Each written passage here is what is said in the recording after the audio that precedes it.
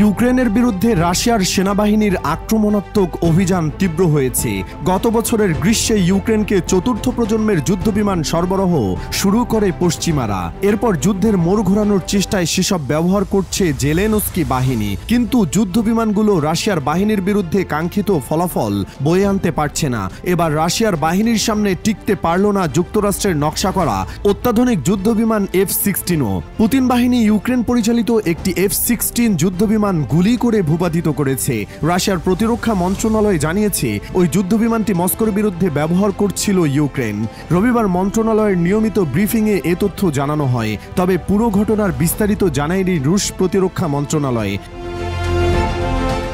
এর আগে শনিবার ইউক্রেনের বিমান বাহিনী জানায় তাদের একটি F-16 যুদ্ধবিমান বিধ্বস্ত হয়েছে। কী কারণে ওই যুদ্ধবিমান বিধ্বস্ত হয়েছে তা খতিয়ে দেখতে একটি আন্তঃবিভাগীয় কমিশন গঠনের কথাও জানায় কিয়েভ। ইউক্রেনের প্রেসিডেন্ট ভলোদিমির জেলেনস্কি পরে নিশ্চিত করেন যুদ্ধ অভিযানের সময় ইউক্রেনীয় পাইলট পাভেল ইভানভ নিহত হয়েছেন। এটি ইউক্রেনের নিশ্চিত করা দ্বিতীয় F-16 বিমানের ক্ষতির ঘটনা। গত আগস্টে প্রথমটি ধ্বংস হয়ে যায় এবং পাইলট নিহত হন। তবে এই ঘটনার তদন্তের ফলাফল কখনো জনসাধারণের কাছে ঘোষণা করা হয়নি। কয়েক মাস ধরে পোক্রোভস্ক শহরের দক্ষিণের সবচেয়ে ভয়াবহ লড়াই চলছে। দোনেস্ক অঞ্চলের এই শহরটি দিয়েই মূলত যুদ্ধাস্ত্র সরবরাহ করে ইউক্রেন। এখন রুশ বাহিনীর মূল লক্ষ্য নোভোপাভলিভকা শহর। তারা এখন সেদিকেই অগ্রসর হচ্ছে। খেরসনেও জোরদার হামলা চালাচ্ছে মস্কোর বাহিনী।